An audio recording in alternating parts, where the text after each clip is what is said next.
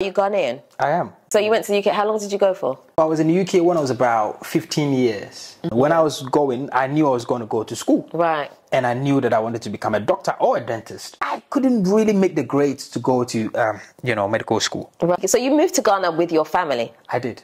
What else did you decide to do? Because you didn't decide to sit still, did you? Yeah, the next thing was for us to then go into real estate. It's something we're actually doing in the UK as well. So at the moment, we are putting together a 28-unit apartment, and it's called The Alchemist. Hi guys, welcome back. So today I have a very, very interesting episode for you. Today I'm here with Derrick. Hey, Hello. Derrick. I'm so super excited to speak to you because, I first came across you, your YouTube channel, because you have a YouTube channel called Connected Minds, right? Yeah. And I saw an interview you did with a lady and I was so inspired by everything that you're doing, your production, your interview technique. I was so inspired by all of it. And then we kind of made a connection. Yep. And then you interviewed me. Yep. And then I was like, this guy's really interesting. I need to interview him. Yeah. So here I am today to interview you. Yeah, no, thank you. Thank you. I really appreciate you coming. Oh, no, thank you so much. To interview. I think when we met, actually, when I saw your comment on the channel, it stood out. Very quickly, I just went on your page and I said, wow, you have a lot of following. And then I started watching your videos. I kept watching. I said, no, I definitely want to speak to you as well. It kind of went from there. No, it's definitely been like a natural connection, which is good. It has, yeah. I wasn't sure whether when I sent you a message though, you're going to reply. Oh, no, I wasn't sure. No, I always try my best to respond to all messages because you never know, I try to be personable. So, so it's good. Great. So, when I met you, I was so interested in you. I feel like you're one of these people, like, if someone sees you walking the street, they will not know anything about you. Yeah. But having a conversation with you, I'm like, this guy has got so many things that he's doing and he's so interesting. Like, we had to bring it to the camera. Yeah. We just have to, So, okay, so first of all, let's start with, are you Ghanaian? I am, yes. So I was born here in a little village, in the eastern region. Yeah. I went to school a bit here before, moving to the UK. Right. Okay, so you went to the UK. How long did you go for? So I was in the UK when I was about 15 years. So, that's why I did a bit of college, university, became a pharmacist there. Okay. Did a few things, started a business there, and then I moved to Ghana. Okay. Yeah. Well, you're doing quite well for yourself. I'll tell you guys, you're doing very, very well. But one of the things I want to know, because actually I don't think I've spoken to anyone on camera about this side, what it was like to move from Ghana to the UK, what your experience was like. Was it very different? Tell me what it was like for you. I mean, I was 15 years, right, going to the UK. Yeah. And when I was going, I remember all I had was a backpack. I didn't even have a suitcase. It was just a backpack. Right. Wearing a local made tie and dye. Now, I was very excited to go. Yeah. But what I remember was that I just wanted to go and get myself educated. Because at the time, I couldn't really speak English properly. I could speak, but not as fluent as it is now. Yeah. So I was excited, to be, going to the UK. So yeah, everything I saw was exciting. So when I saw computers, the internet, 24-hour internet access, I was excited. So I learned so much on the internet because of that. Yeah. So what made you decide to leave Ghana in order to pursue your studies? I guess I didn't decide. It was my dad that decided because, he wanted us to come and join him over there. Yeah. It was the right thing to do at the time. Yeah. So he said, come, and then we did. Wow. Yeah. And was it easy for you to establish connections over there? Was there anything that kind of like took you aback a little bit, that shocked you? I mean, we landed at Gatwick Airport. It was really cold. I remember because we were around August, right? So it wasn't that cold. Yeah. But then it was cold. It was going to get cold. Yeah. Yeah. So landed at Gatwick Airport, and then, all I could see was I saw my dad. We gave him a hug. Yeah. And then we all went home. And then I was just thinking, wait, hold on. We went all the way to Forest Gate, right? Romford Road. Yeah. And then I thought, wait, are we in Accra or are we in London? Oh. You know, I kept asking myself this question because at the time I'd never been to Accra like that. Oh, you hadn't been to Accra I've even? never been to Accra like that, nah. Oh, so you didn't know what Accra was like? So actually, anyone could have lied to me, right? And then said that we were in Accra, somewhere in Accra. Oh, really? I didn't know. But you had got on a plane? I did, yes, but it could have been going to Kumasi. You know, so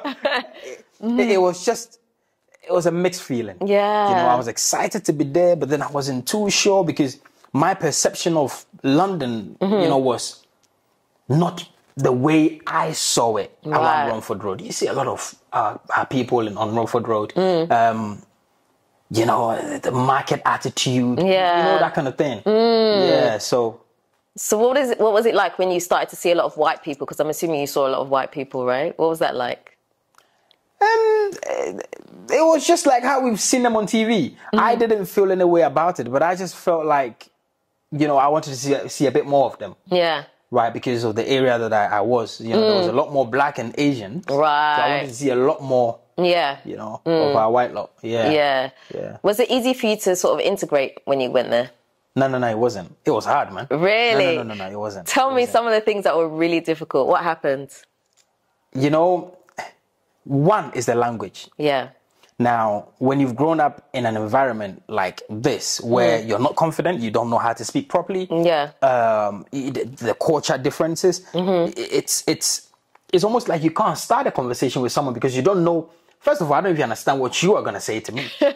I can't even tell because of the accent. Right. And you may not even tell my accent as well. So the conversation was always the problem. Yeah. I remember my teachers will ask questions in class, and I know the answer very well because of the school I went here. Right. But I couldn't say it because how am the people in my class going to react to the way I'm going to say it? Right. You know, it was hard. Lunchtime, I never wanted to go to the canteen because somebody's going to start a conversation and I'm not going to understand them.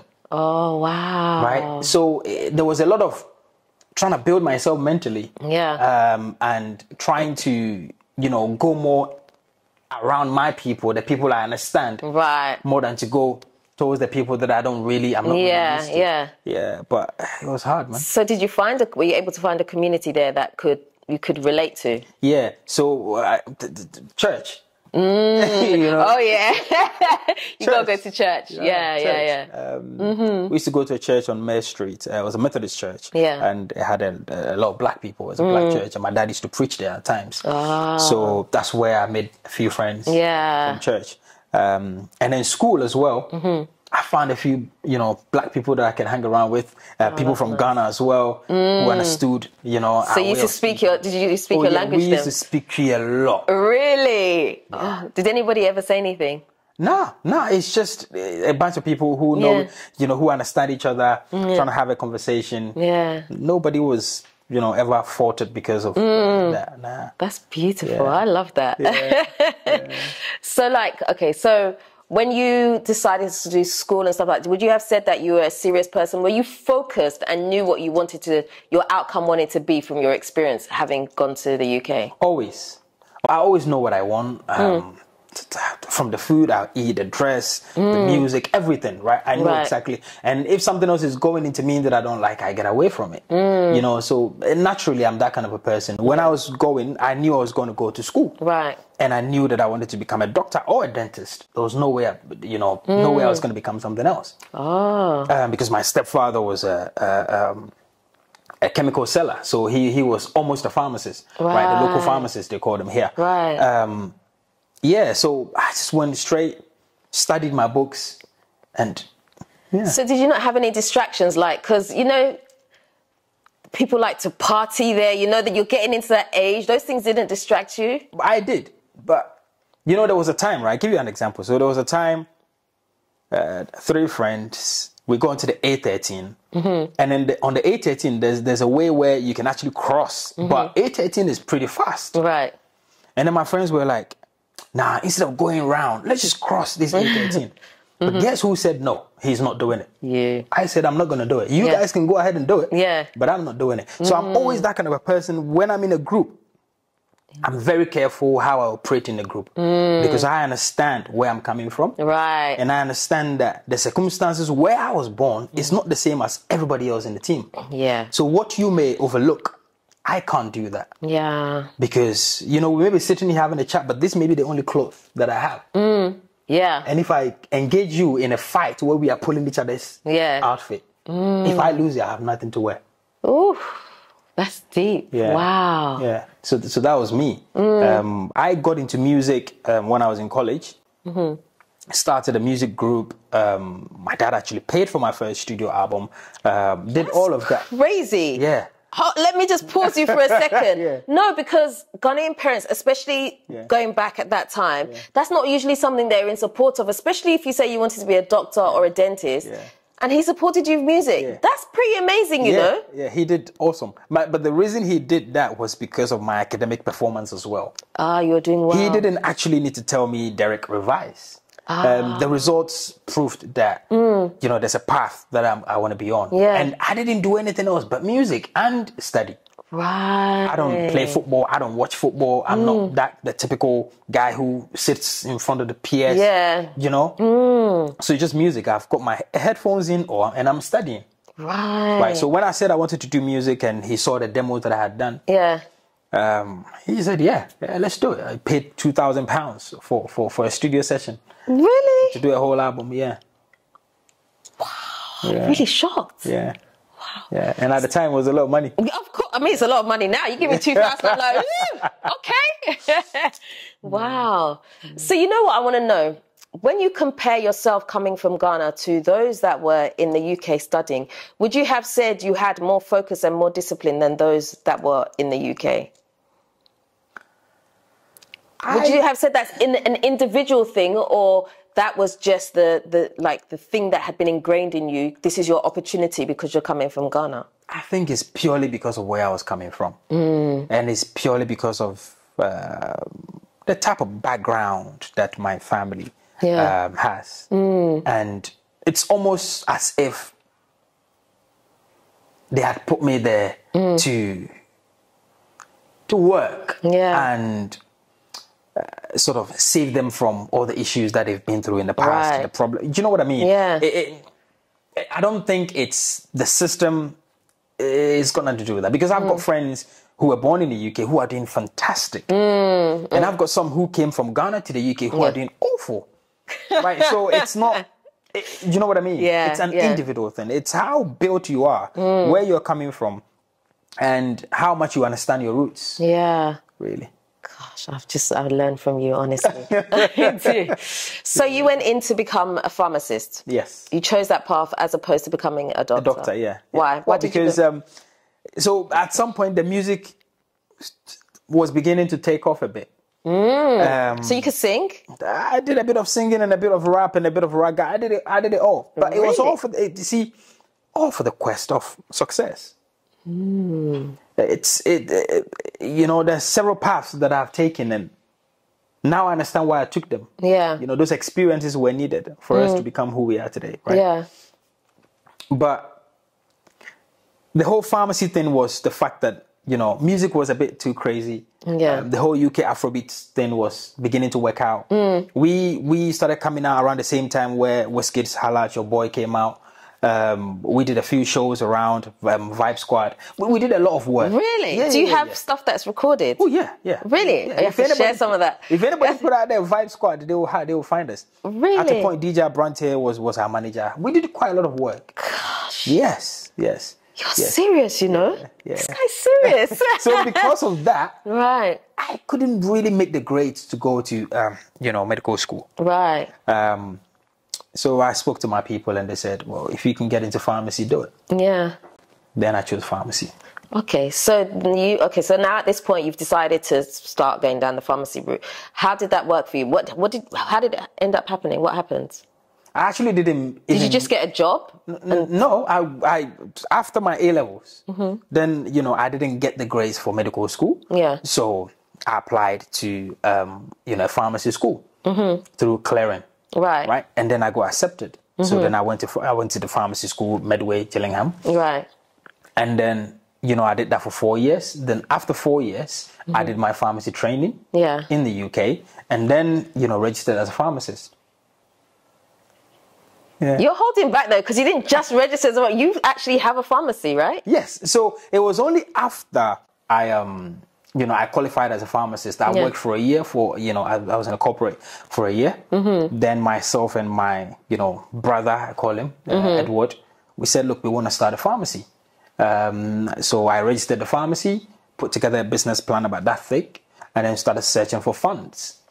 Asking people whether they can put money in the ideas that I've got. I was so crazy, right? At the time, I was thinking I was going to set up a 24-hour pharmacy, and then even sleep in the pharmacy to take care of people if they need it. Really? Yeah. So I went for a startup challenge where, we wanted some funds somewhere in central London, and then they looked at the plan. They said, yeah, it's great. You can do all of that, but it's not realistic enough. So we went back and spoke to a few friends. They put money into our business. There was about 5 friends of ours. Yeah. What? So your friends actually invested into your business? Yeah, they did marvelously well for us. Yeah. Were these Ghanaian friends as well, or just general friends? So one of them is Desmond, Assad, Abimbola, and then Edward, and then myself. God, that's so good. Like that tight community where you support each other. Yeah. That's untouchable. Yeah. They could see the hunger. Yeah. When we approached them. Desmond was probably the hardest because I had to prove that his money is not going to get locked up and I'm not going to mess up with it. And he actually checked up on me at the pharmacy several times to make sure that his money is being worked. Really? Yeah. Wow. So how old were you when you started the pharmacy business? Started the pharmacy 20. I was about 24. Oh my gosh. 24. What am I doing in my life? Wow. Yeah, it's 24. It's crazy. Never done that before. But prior to that, in college, I used to sell clothes to my my classmates. And then really? I used to order crepes from China and then sell them, from my EMA. Yeah. Yeah. So that was the only experience I had. Right. Then, coming into setting up a pharmacy. The pharmacy purely because I saw my stepdad owned his own chemical shop here. So the only way I knew how to run entrepreneurship was already inside you, would you say? I guess so. I guess so. Yeah. Okay. And is the pharmacy still going now? Oh, yes. So we still have a pharmacy in the UK, active pharmacy, and then we have 2 in Ghana. So you actually brought the pharmacy to Ghana as well? Yes. What's the name of the pharmacy? Active. AKTIVE. Yeah. Wow. Yeah. You're doing really well, Thank you. But the thing about you is you didn't even stop there. You actually put your hands into other things. Yes. But let's talk about your journey back to Ghana first before we go there. So at some point you decided that you'd had enough in the UK and you wanted to move back to Ghana. So what did that transition look like? Why did it happen? Yeah. So naturally, Derrick is a person who likes challenges. Yeah. Now, when the road seems a bit too smooth, I need some potholes. Oh, so it's too easy for you. It was, the systems were a bit too organized. Everything is working, right? Now, we are 2 partners in the business. Yeah. And very tight partners. We've been doing this for years. Now, when you've got systems in place and everything is moving, and then your business partner is taking care of the business. Now, the only thing we need to do is to expand. Yeah. And remember, when I was leaving, I was only going for education. So now I'm back. Yeah. Because the whole concept is that I've gone to take the experience. I understand how things work there. I've got a pharmacy there. Now let me come back to try the same model here. Yeah. And that's what you did. Yeah, that's what I did. And it worked. Yes.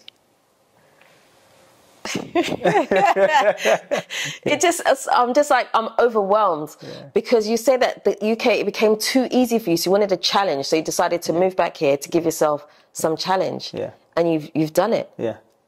So did you find it hard? What was it like comparing setting up the business in the UK and setting up here? Were the challenges very different? There are 2 different worlds. I guess what we did not have, what I didn't have in the UK was the experience in the pharmacy. But then after that was done, then I already had the experience. So any market you're going to, it's just adapting to the culture. Right. And taking those same things that I know. So it was hard in Ghana, but not as hard as the UK because UK had never done it before. Yeah. But coming to Ghana, I had already opened the pharmacy before, even though it's a whole different terrain. Yeah. I knew what to do. Right. It's just once I connect with the right people, ask the right questions because of what I already know, things will be all right. The biggest challenge we've had in Ghana is landlord issues, right? Right. That's number one. And then number two is staff, the people you're working with. And then, of course, every other thing, like the time it takes to get a license, the time it takes to do that, those are the problems. Right. Was it a slow process? It was very slow. Very slow. Like, how long did it take? I remember when we first came into Ghana, our first pharmacy was on a boundary road. Right. It cost us over £40,000 to pay and then fit up the place to make it a pharmacy. Really? That time, when the rent was paid for 3 years, we spent about 7 to 8 months before we got the license. Oh, wow. So that's 7 to 8 months, no money. Yeah. Oof. Yeah. Wow. And so how were you able to fund it? Was that with the money that you had been getting from the UK, or how were you able to do it? It's just my pay and then my business partner's pay in the UK. We just so you invested your own money into our it? own money, and then Wow. Yeah. Okay. So you moved to Ghana with your family? I did. Because you have a wife and children, Yes. right? Yes. And so what was your plan in your head to do that? Because were you coming to rent? Were you coming to buy a house? How did that work? Yeah. So the whole Ghana thing was always part of the plan. But it wasn't... So you planned to move back? It was always part of the plan. It was always part of the plan that at some point we are going to move back. Yeah. However, we didn't expect it to happen that quick. So when the thought came in, we had to act. Yeah. And the first thing to do was to get a land. Wow. Get a land, build a place where the family can be comfortable. Yeah. And as soon as that was done, babe, we're going. And then, And you built a beautiful house. Thank you. Honestly, the day that I came and met you, I did not expect to see this house. Yeah. I was blown away. I was like, this guy? Like, that's what I said, like, you're so quiet. Not quiet, but you're just... There's something so humble about you, right? And so I was really surprised. Yeah, I guess right. For me, it's if you don't ask, you're never gonna know. Right. And I like to live my life like that because sometimes certain things are uncalled for when we put it out. Yeah. But when somebody asks, that means they genuinely want to know. Yeah. And that's when you give it up. So that's why I like to operate like that. So even when I make enough money to buy a private jet, only the people that know me would know that I have a private jet. Do you have a private jet? No, I don't. No, I don't. But it's not going to be something that is going to be in the news. Yeah. Do you know what I mean? It's just only when it's necessary. Yeah. I understand that. Wow. Yeah. So, okay, so you built this amazing house. How many bedrooms is your house? Got 7 bed. 7 beds each. Okay. And how long did it take you to build? And what was that process like? It took us about 6 months.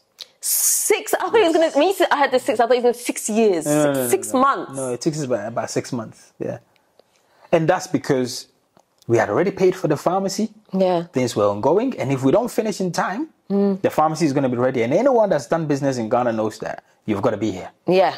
Yeah, you do. So we had to get this property moving really quickly to be able to then come in. Wow. That process, the building process, that was the first time I was ever doing it. We didn't actually plan this house properly. It was, I want a house. I want it, 3 up. Yeah. As much as you can. Yeah. Let's maximize the land. Do me a plan. 3 up? What do you mean 3 up? Like 3 story. 3 story, right. Yeah. Okay. Yeah. Wow. And that, basically that was it. Wow. Yeah. Okay. So how did the family transition with you? Was it smooth for them? No, it wasn't. No, it wasn't. No, it wasn't. Well, maybe it might be smooth for them, but it wasn't for me. Okay. Because, mind you, I'd never lived in Accra. Yes, there's that, yeah. So my first time coming back to Ghana was when one of my friends brought me to East Legon. Right. And I thought, this is a very nice place. When I'm coming back, this is where I want to live. Yeah. So when my best friend who was looking for the land for me, when he found it, and he said, hey, what if it's not in East Legon? It's somewhere close. I said, no, I want it in East Legon. Yeah. He said, what if it's just on the boundary? I said, no. Right. So I put all of this together, and because I had not lived here before, I was a bit nervous. Yeah. I was a bit conscious of the security that I'm giving to my wife and the kids. Yeah. My son was, one of my kids was 4 months when we were moving in. Oh. And that's a huge risk. Yeah. To take. Yeah. And, you know, they lived comfortably in the UK. Moving them, all of that was difficult. Yeah. It was difficult. There were about 2 weeks I could not sleep properly. I'd be sleeping in the room, and then I'd wake up and try to bodyguard the house. Try to see whether everything is okay. Right. You know, to make sure they are okay. It's just that anxiety. Yeah. I think that's kind of normal, though, because, like you said, you hadn't been in Accra before, so it's very different. No. Wow. So I wanted all sorts of security here to make sure everyone is absolutely okay. Yeah. You know. Wow. Yeah. So when you moved back, do you feel like Ghana had changed a lot? I know you hadn't been to Accra, but did you feel like this place is really developed? How did it feel like to you? I felt like, wow, Ghana is almost like London, especially Accra. Yeah. You know, because, again, purely because of where I grew up. I grew up in a village. Right. And you can't compare the two. Yeah. So if you move from that village and they blindfold you and they brought you to my house, you think you're in London. Yeah. Yeah. So when I came back, comparing where I came from to where I've just been to where I've just landed in Ghana, I thought, wow, this is okay. It's good. Right. Yeah. Wow. Yeah. Okay, so now you've done pharmacy, you've built your house. What else did you decide to do? Because you didn't decide to sit still, did you? He didn't decide to sit still. What else did you go into? What else did you do? The next thing was for us to then go into real estate. It's something we're actually doing in the UK as well. Oh, you're doing it in the UK as well? So we buy a few properties in the UK, up north, and then, you know, we put it on rent. We have a few. So rental properties? Rental properties, yes. Wow. Yes. We've got some in Hull, Doncaster. It's part of, you know, the bigger plan. Yeah.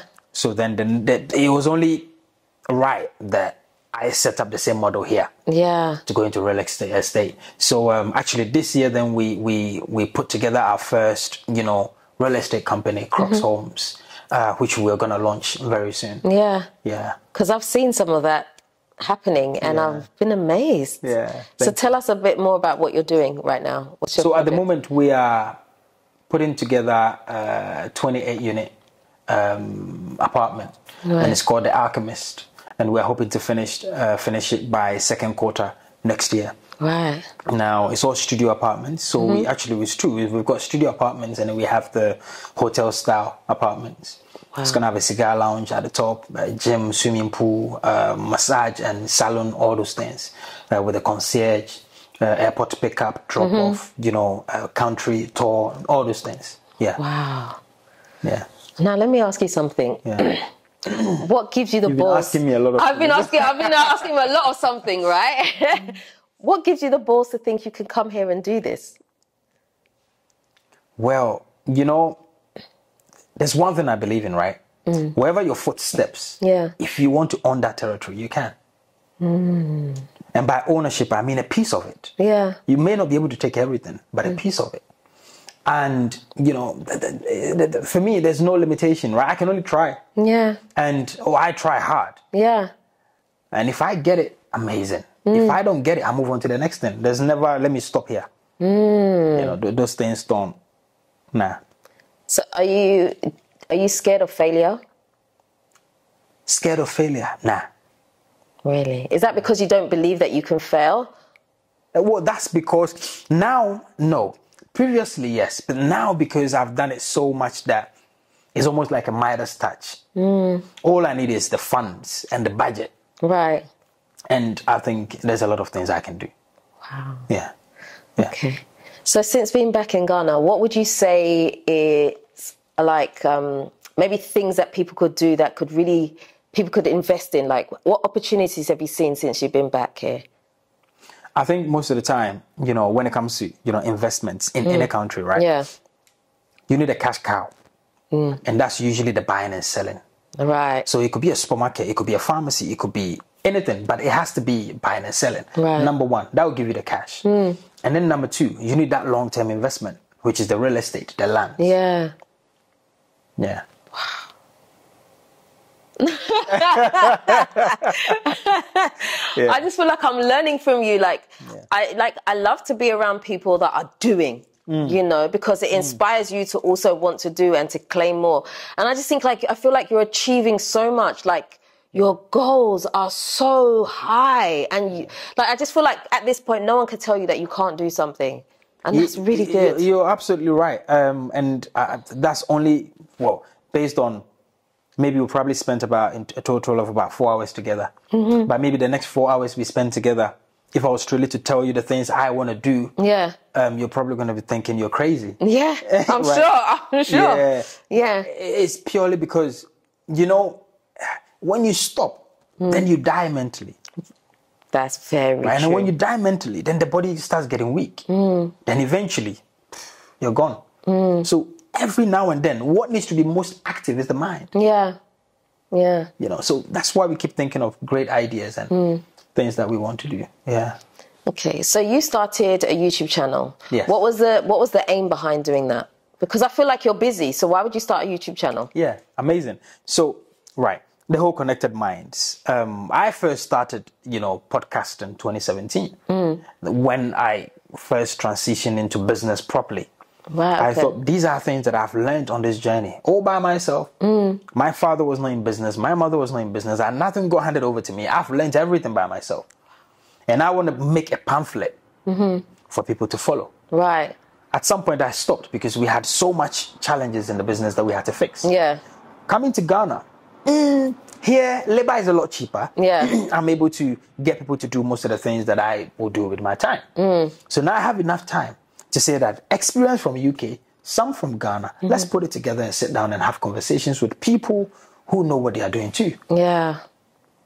Wow. Yeah. So your channel is basically a platform to showcase other people what they're doing. Yeah, and then you know, basically give free knowledge to people who want to get on the same path, and especially people who don't believe in the lottery mindset that everything is going to get handed to you. I want people who are ready to, you know, take charge of their lives. Yeah. You know, to say that I can do it and actually go for it. Okay. Now, is there any other businesses that you've been in that I don't know of? Because I feel like you've told me some things, but maybe there's some things I don't know about. And I know if I don't ask you, you ain't going to tell me. Yeah. Do you have your hand in anything else that you're doing? We have telehealth businesses. What's that? So telehealth is basically healthcare online. We have one operating here. Yeah, okay. So we have telehealth. So where patients need certain medications, we're able to supply that through our doctors and all the others. Yeah. Wow. Yeah, but that's of course connected to the pharmacy. Yeah. Wow. Yeah. So tell me one of your big scary goals that you have. So I want to have a complex. It's called Abaita Complex, right? And I want to do that in my town. I want a 20-acre land where I'm building, you know, sports complexes, affordable homes, restaurants, markets. Yeah, where you just walk into the complex and you have everything there. Basically a mini city. Wow. Yeah.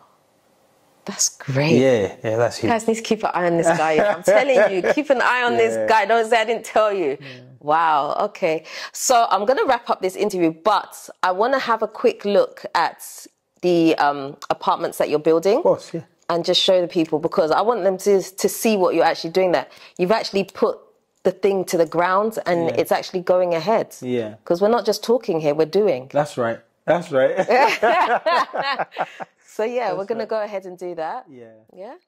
Yeah, it's about 4 or 5 floors. 4 or 5 floors. Yeah. Okay, so you're going to show me what you have going on? Yeah. So here, this is the concierge. Okay. So this is where you walk in, the reception, they receive you. Okay, so this is an actual luxury experience. Yeah. Wow. Proper stuff.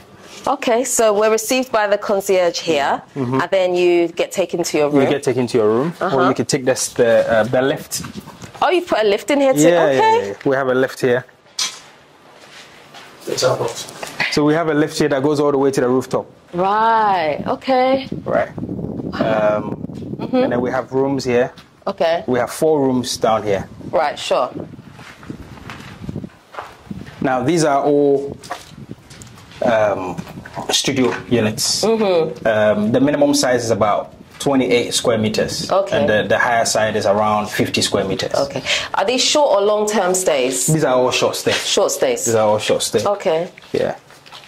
You can see there's construction going on. Yeah, yeah. Right, so that's one of the rooms. And then would have your bed here. Right. And then we'll have your TV just behind you. Okay. And then you got your toilets on that side. And then you got your kitchen. Okay, right. So each of these is going to have its own kitchen? Its own kitchen, yeah. Ah. Yeah. So if you want to make a little something. You know. Right. Yeah. And then we have the swimming pool. Here you have a swimming pool view as well on this side. Okay, right here. Yeah. Wow. Chalet is not easy. I know what it's like to build. So like just looking at what you've done, I can kind of, I mean, I don't know the number you've spent, but I'm saying like, this is not easy to do. This is cash intensive. I mean, you know it. Yeah. This is cash intensive. Yeah. And how long before you think you can complete?